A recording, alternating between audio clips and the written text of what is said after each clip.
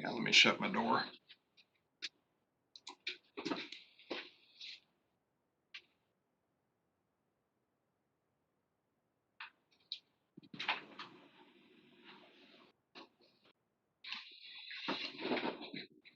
Oh, I guess I forgot the executive order. Hang on just a second. I've got to read that. Is Creed on here? Heather is. Oh.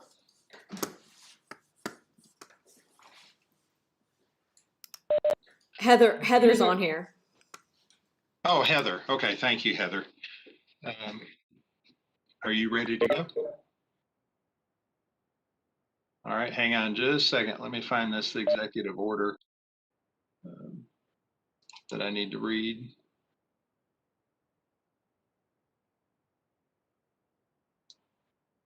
Unless somebody else has it handy. I found it. All right, Heather, we're ready.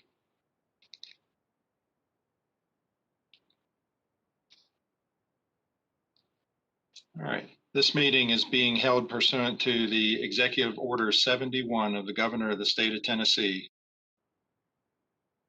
As such, all members of the board must be able to hear me and each other. We will go ahead and take roll call now. City of Brentwood, Kirk Bednar. Here. Chief Hughes. Here. Chief Goss. Here. City of Franklin, Eric Stuckey.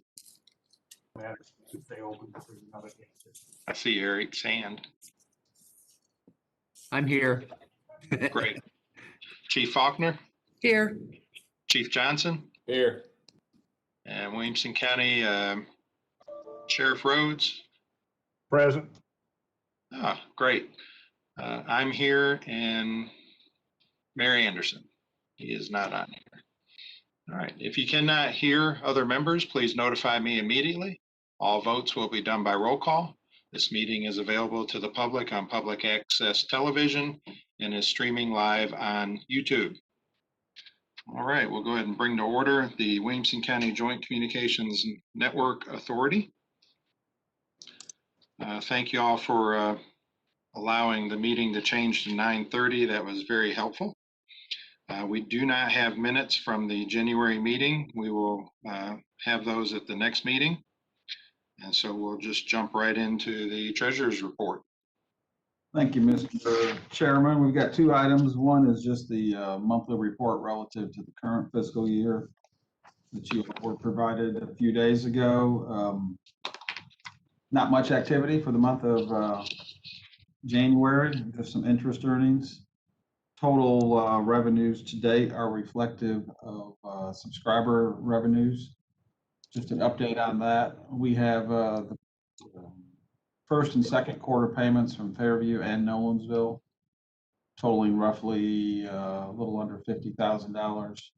Spring Hill has not yet paid their second quarter, but Amy has sent them a reminder, and they've indicated that they will be making that payment shortly. And so then we'll be up to speed for all the subscriber revenues. Otherwise, there's not a whole lot of activity for the authority in terms of either revenue or expenditures. So that's my report, unless there are any questions. Any questions for the treasurer? Seeing none, I think you all may have received I guess we need to adopt the treasurer's report. Did you want to do that, Kirk? I'll make a motion to approve, if that's appropriate. All right, we've got a motion on the floor. Second. This is Eric. Eric, go ahead. Second. Okay, thank you. We've got a motion and a second. We'll go ahead and put that up for a vote. Kirk Bednar. Aye. Chief Hughes. Aye. Chief Goss. Aye. Eric Stuckey. Aye. Chief Faulkner. Aye. Chief Johnson. Aye. Sheriff Rhodes. Aye. And myself as an aye. That passes unanimously. Thank you, Mr. Treasurer. I've got on the agenda the audit. Is that something you would like to cover, or how do you want to proceed with that? I'll be glad to. You also all received a copy of that. At the same time, you've got the financial data. This is the audit for the fiscal year ending on June 30th. Fairly basic audit, obviously not a lot of activity, all cash-based activity. Clean audit opinion, no issues, no findings from the auditors in terms of the process standpoint. Total assets of the authority at the end of June were $123,841. Other than a couple $100 of interest, all of those assets were revenue generated by subscriber fees from the other entities that are on the system. That's really it. That's the financial status of the authority. We wish we were all that simple in a lot of our other dealings, but that is what it is. Do we need a motion to accept the audit? I guess we probably should, right? I think we should, yes. So if it's appropriate, I'll make a motion to accept the fiscal year 2020 audit. Okay, we got a motion on the floor to accept the FY20 audit. Do I hear a second? Ben Johnson, second. All right, Chief Johnson, second. All right, we'll go ahead and vote on that. Kirk Bednar, Aye. Chief Hughes, Aye. Chief Goss, Aye. Eric Stuckey, Aye. Chief Faulkner, Aye. Chief Johnson, Aye. Sheriff Rhodes, Aye. and Bill Jorgensen is an aye. That passed unanimously. We have adopted the audit. I would like to throw out there, I thank Amy and Kirk for both working hard on this audit. I know it may not have been that huge of an audit, but there's still a lot of paperwork goes back and forth between the auditor and those supplying that information. And it was a completely clean audit, no findings whatsoever.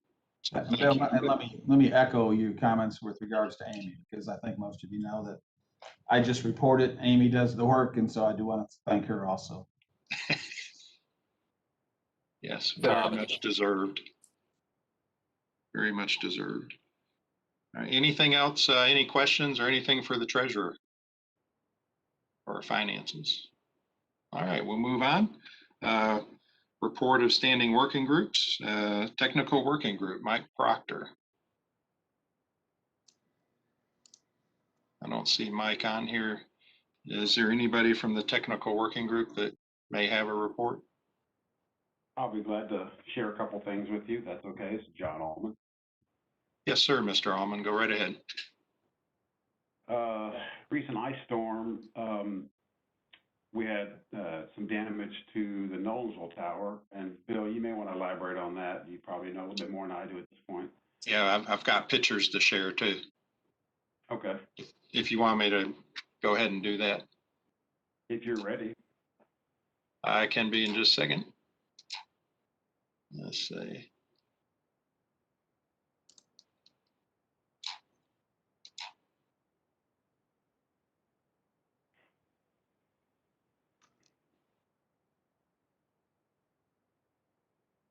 Can you see that?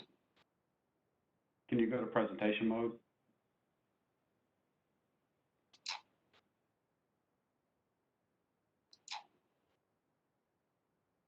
Let's see here. Wrong screen shared. Yeah, let me go back and change the screen.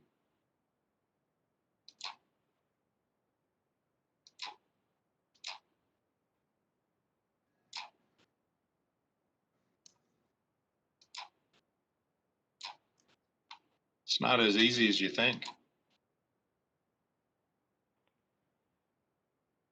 Is that the right screen now? Yes, sir. All right, that is the, if y'all can, okay, I see what you're seeing now. That is the road up to the tower site. So the power went off during the ice storm. And this is the reason the power went off. Now this is fiber and phone lines and different things that go up to the tower site. There's 2 tower sites on the property in Nolensville, but the pole snapped. This is Butch and Daniel. I don't know if anybody else was up there, but went up and flew the site with our drone. And this is an ice bridge on the tower that protects the microwave shot, which you can see below in the photo. But you can see where the ice bridge has been damaged from ice falling on it. So I must say that the mitigation strategies we had in place for ice not to damage equipment did work, but we've got a lot of repair work going forward. There's another shot of the ice bridge. You can see how it's bent right in here. There's a shot. I haven't heard yet quite how this happened, but we've had a microwave dish. I think this is at Nolensville, and I think there was one either at the landfill or Fairview that also has damage to it. And I think those are actual, I'm not sure what that is, but we're going to be sending up a tower crew to be taking a look at this. At first we thought that was holes in the dome, but I'm not sure if that's actually what that is. The air conditioner unit, one of the air conditioner units on the building received damage. That's a top view of the air conditioner. The fencing received damage.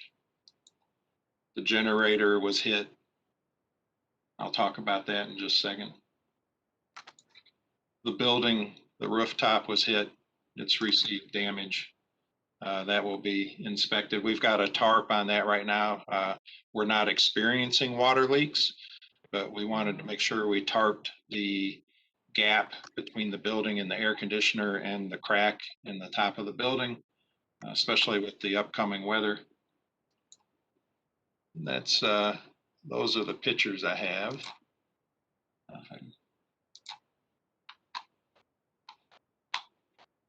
All right, John. All right, thank you.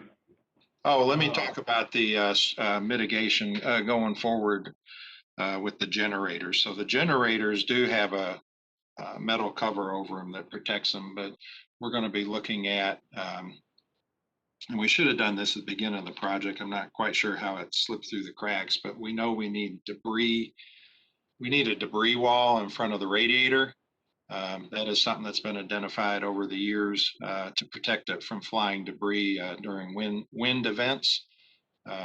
We need to protect the radiator because that is probably the most soft or area for the generator. Is if the radiator is pierced, well, then the generator is going to shut down, overheat, and then probably need something across the top of it, such as some type of ice bridge, like we saw in that photo, to protect the top of the generator. So when ice falls off the tower, it's not denting and hitting the cover around the generator. All right. Thank you, John. Go ahead. Speaking of generators, I got a call one day last week during all this and said our generator, we didn't have power and the generator failed to start. So Butch, myself, and Steve Palmer went to the site. Power was on. However, and I was able to manually start the generator. We were able to look at logs and we found a breaker that had been tripped. That breaker was for the block heater and for the battery charger. And this has evidently happened at a couple other sites. It's not a big deal except when it's real cold, but the generator, if it has a fault, it will not auto start. So if we had lost power, it would not have auto started. And so essentially, there's too much load on this 120 amp breaker. So we're going to probably have to go through and add a second breaker to all the generator sites, which means pulling some cable from the building into the generator, breaking out those two devices, and adding a breaker to the panel inside the shelter. It's happened a couple times for us, so the alarm monitoring is catching that for us. So was having to go up and reset that breaker. I know there's been a lot of code plug changes going on with, I think, most of the departments. Steve Palmer has been doing most of those and has been a big help. I don't know if he's on here or not. I don't think so. But we definitely appreciate that.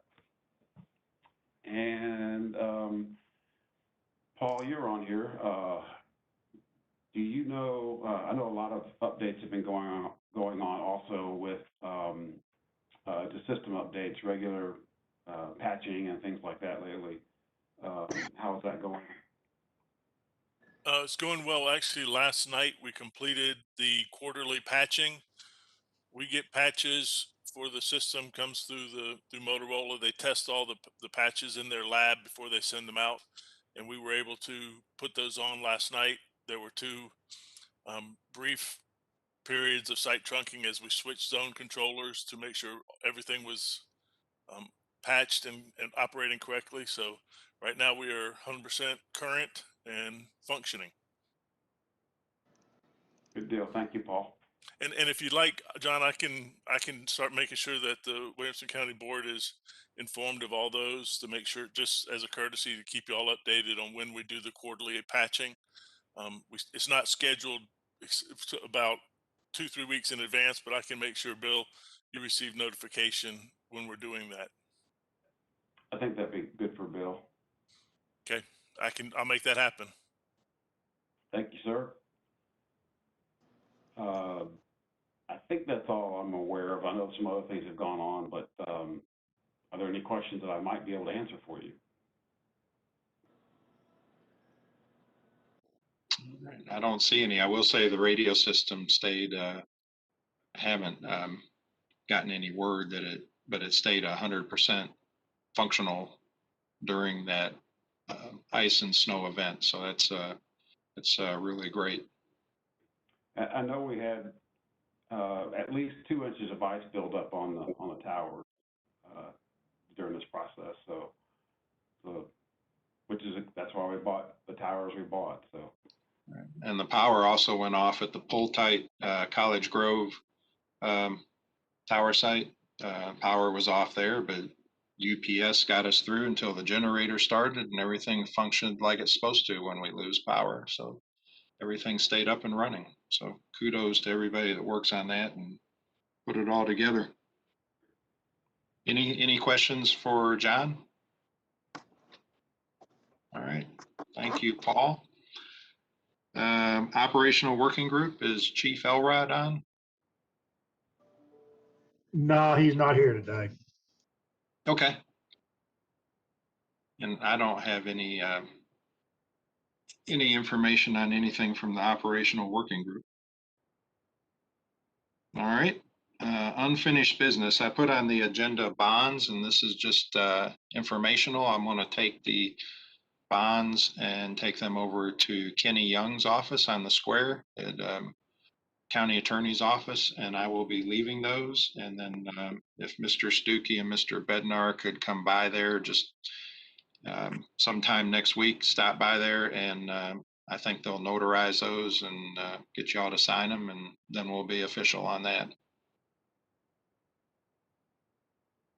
And then my next thing was under new business. Well, let me say 2 things with unfinished business. I owe the board, and we will have a discussion on the 2 school systems, but I'm not prepared to do that today. So that was unfinished business, and we will come back to that. New business, I only had the winter storm damage at the Nolensville Tower, but we've already covered that. Hey, Bill. I don't have, yes. This is Chief Hughes in Fairview. Yes, sir, just trying Chief. to follow up. Do you know where our 2 items were? I know that we got the okay from Williamson Sheriff's Office to get their dispatch, but on our reprogramming, do they find any problems with the way that we wanted to reprogram our radios? I don't think so. I don't have the minutes from the last meeting, but I think that was that went through last month and was okayed. Yeah, so that should just be a matter of let's get with Chief Elrod when he comes back next week, and he's got all that paperwork. I may have it too, because it was presented to the board, and we'll get that code plug changed for you next week. Shouldn't be an issue. Okay, thank you. Yes, sir.